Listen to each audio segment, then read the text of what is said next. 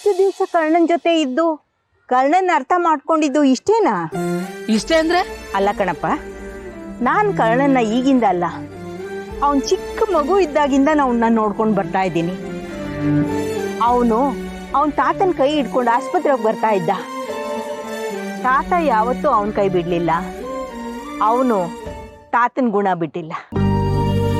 ಅವನಿಗೆ ಜೀವನ ಭಾವನೆ ಬಗ್ಗೆ ಎಲ್ರಿಗಿಂತ ಚೆನ್ನಾಗಿ ಗೊತ್ತು. ರಸ್ತೆ ಬದಿನಲ್ಲಿ ಒಂದ್ ಬೆಕ್ಕಿನ ಮರಿ ಕಂಡ್ರು ಅದು ಅನಾಥ ಆಗ್ಬಾರ್ದು ಅಂತ ಅವನು ಯೋಚನೆ ಮಾಡೋ ಹುಡುಗ. ಒಂದ್ಸಲ ಆಗ್ತಾನೆ ಕಂಡ್ಬಿಟ್ಟಿದ್ ಬೆಕ್ಕಿನ ಮರಿನ ಯಾರೋ ಮೋರಿನಲ್ಲಿ ಬಿಟ್ಟು ಹೋಗಿದ್ರು. ಅದನ್ನ ಇವ್ನು ನೋಡಿ ಆ ಮೋರಿಗಿಳಿದು ಆ ಬೆಕ್ಕಿನ ಮರಿ ಎತ್ಕೊಂಡು ಎಲ್ ಬಿಡೋದಂತ ಗೊತ್ತಾಗದೆ ಅದನ್ನ ಎತ್ಕೊಂಡು ಮನೆಗೆ ಹೊಟ್ಟೋಗಿದ್ದ. ಅದನ್ನ ಸ್ನಾನ ಮಾಡಿಸಿ ಅದಕ್ಕೆ ಊಟ ಕೊಟ್ಟಿದ್ದ. ಕೊನೆಗೆ ರಮೇಶ ಹೊಡಿಯಕ್ ಬಂದಾಗ ಆ ಬೆಕ್ಕಿನ ಮರಿನ ಎದೆಗಪ್ಕೊಂಡು ತಾನ್ ಪೆಟ್ಟು ತಿಂದಿದ್ದ ಗೊತ್ತಾ?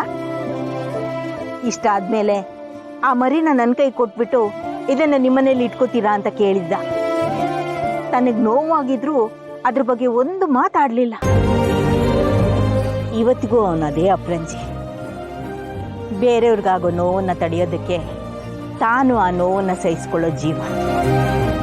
ಅವನು ನಿತ್ಯನ್ ಜೊತೆ ಹೋಗೋದಕ್ಕೆ ಅದ್ ಹೇಗೆ ಒಪ್ಕೊಂಡೋ ಏನೋ, ಆದ್ರೆ ಇದ್ರ ಹಿಂದೆ ಏನೋ ಒಂದ್ ಕಾರಣ ಇದ್ದೇ ಇರುತ್ತೆ. ಅದನ್ನು ನಿಧಿಗೂ ಹೇಳಕ್ಕಾಗ್ದೆ ಮನೆಯವ್ರಿಗೂ ಹೇಳಕ್ಕಾಗ್ದೆ ಹಲ್ ಕಚ್ಕೊಂಡು ಹೋಗಿರ್ತಾನೆ. ಖುಷಿಯಿಂದ ಅಂತೂ ಹೋಗಿರಲ್ಲ. ಪಾಪ ಕಣ, ಅವನು ನಿಧಿನ ಇಷ್ಟಪಡ್ತಾ ಇರ್ಬೋದು, ಆದ್ರೆ ಈಗ ಅವಳು ಹೆಂಡತಿ ತಂಗಿತಾನೆ.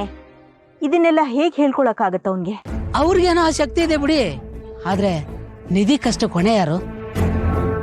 ಅವಳು ಪರೀಕ್ಷೆ ಬಿಟ್ಕೊಂಡಿದ್ದಾಳೆ. ಈಗ ಅವಳು ಭವಿಷ್ಯದ ಬಗ್ಗೆ ಯೋಚನೆ ಮಾಡೋರು ಯಾರು? ಕರ್ಣ ಮಾತಾಡದೆ ಇದ್ರು ನಡು ನೀರಿನಲ್ಲಿ ಕೈ ಬಿಡೋನಲ್ಲ. ಅಷ್ಟಕ್ಕೂ ಅವಳು ತಪ್ಪಿಸ್ಕೊಂಡಿರೋದು ಲ್ಯಾಬ್ ಎಕ್ಸಾಮು.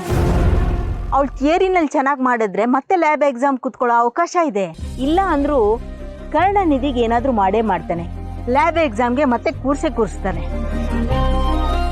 ಅವನು ನಿಧಿಗೆ ಅನ್ಯಾಯ ಆಗೋದಕ್ಕೆ ಬಿಡೋದಿಲ್ಲ. ಆ ನಂಬಿಕೆ ನನ್ಗಿದೆ. ಅನ್ಯಾಯ ಆಗ್ಬಾರ್ದು ಅಂದ್ರೆ ಯಾವ ವಿಷಯದಲ್ಲೂ ಆಗಕ್ ಬಿಡ್ಬಾರ್ದಲ್ವಾ? ನಾವೆಲ್ಲ ಅವನ್ ಒಳ್ಳೆತನ ನೋಡಿ ಅವನ್ನ ದೇವ್ರ ತರ ಮಾಡ್ಬಿಟ್ಟಿದೀವಿ. ಚಿಟ್ಕೆ ಹೊಡೆಯೋದ್ರಲ್ಲಿ ಎಲ್ಲ ಸರಿ ಮಾಡ್ಬೇಕು ಅಂದ್ರೆ ಹೆಂಗಾಗತ್ತೆ ಹೇಳು? ಅವನು ಒಬ್ಬ ಸಾಧಾರಣ ಮನುಷ್ಯ ಅಲ್ವಾ? ಕರ್ಣ ಎಲ್ರ ತರ ಕಷ್ಟನ ಹೇಳ್ಕೊಂಡು ಓಡಾಡಲ್ಲ. ಇದೊಂದು ಸಲ ಅವನ್ ಮನ್ಸು ಬಿಚ್ಚಿ ಮಾತಾಡ್ಲಿ. ನಿಧಿ, ಏನಾಯ್ತು? ಏನಾಯ್ತಾ? ಇನ್ನು ಏನಾಗ್ಲಿ ಅಂತ ಕಾಯ್ತಾ ಇದ್ದೀರಾ ಸರ್? ಇಷ್ಟೆಲ್ಲ ಆದ್ಮೇಲೂ ಏನ್ ನಿರ್ಧಾರ ತಗೊಳಕ್ ಹೊಟ್ಟಿದ್ದೀರಾ ನೀವು?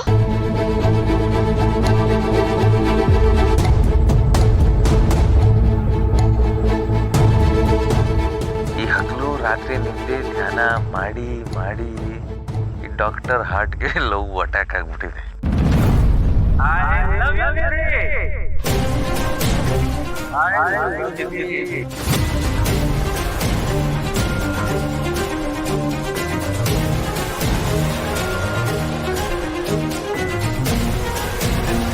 ನೋಡಿದ್ರಲ್ವಾ ಸರ್? ನೀವೇ ಹೇಳಿದ ಮಾತನ್ನ ನೋಡಿದ್ರಲ್ವಾ?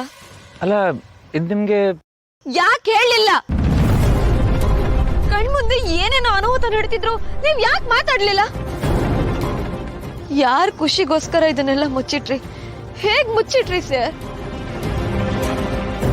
ಕಟ್ಟಿದ ಕನ್ಸು ಒಡೆದೋದ್ರು, ಪ್ರೀತಿಸಿದ ಹುಡುಗಿ ಹೃದಯ ಚೂರ್ ಚೂರಾದ್ರು, ನೀವು ಮಾತ್ರ ನಕ್ಕೊಂಡು ಆರಾಮಾಗಿ ಓಡಾಡ್ಕೊಂಡಿದ್ದೀರಲ್ಲ. ನಿಮಗೇನು ಅನ್ನಿಸ್ತಿಲ್ವಾ? ಏನಂದ್ರೆ ಏನು ಅನ್ನಿಸ್ಲಿಲ್ಲ ಅಂತ ಕೇಳಿದ್ರ? ನಿಮ್ಗೆ ಈ ಮಾತು ಕೇಳ್ಬೇಕು ಅನ್ನಿಸ್ತಿದ್ಯಾ? ನಿಮ್ ಎಲ್ರ ಕಣ್ಗಳು ಹೇಗ್ ಕಾಣಿಸ್ತಿದ್ದೀನಿ ನಾನು?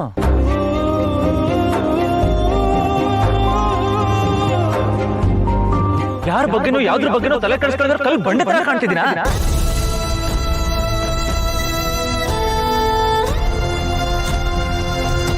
ಓ, ಕರ್ಣ ಅಂದ್ರೆ ಯಾವಾಗ್ಲೂ ನಗ್ನಗ್ತಾ ಇರ್ತಾನೆ ಅಂದ್ರೆ ತುಂಬಾ ಖುಷಿಯಾಗಿದ್ದಾನೆ.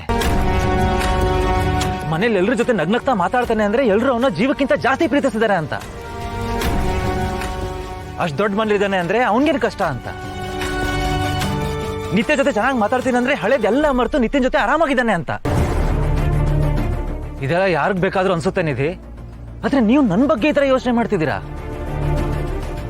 ಎಲ್ಲ ಮರೆತು ನಿತ್ಯ ಜೊತೆ ಹೊಸ ಜೀವನ ಸ್ಟಾರ್ಟ್ ಮಾಡಿದೀನಿ ಅಂತ ಅನಿಸ್ತಿದೆ ನಿಮ್ಗೆ?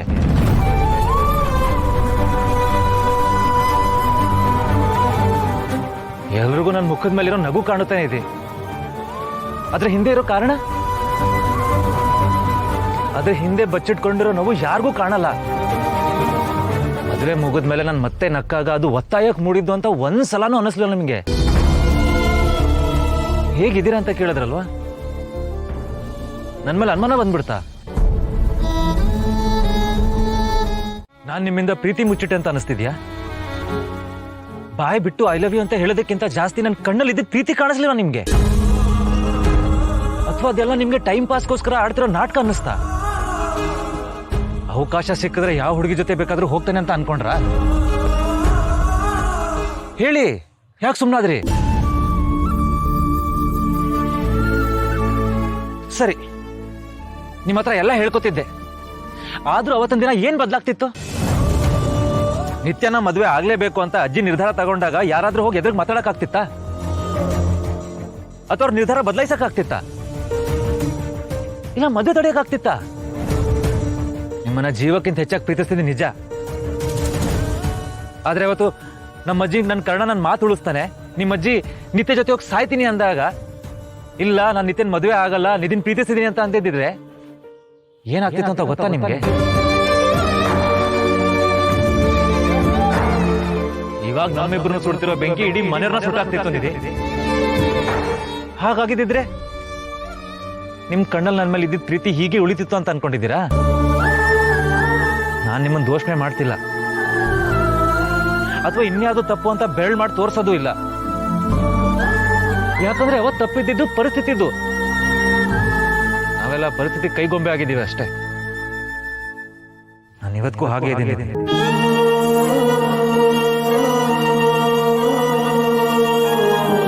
ನನ್ನ ಮಾತು ಕೇಳ, ಒಂದ್ ವೇಳೆ ನೀವು ನನ್ನ ಜಾಗದಲ್ಲಿ ಇದ್ದಿದ್ರೆ ಏನ್ ಮಾಡ್ತಿದ್ರಿ? ಹೇಗ್ ನಿಭಾಯಿಸ್ತಿದ್ರಿ?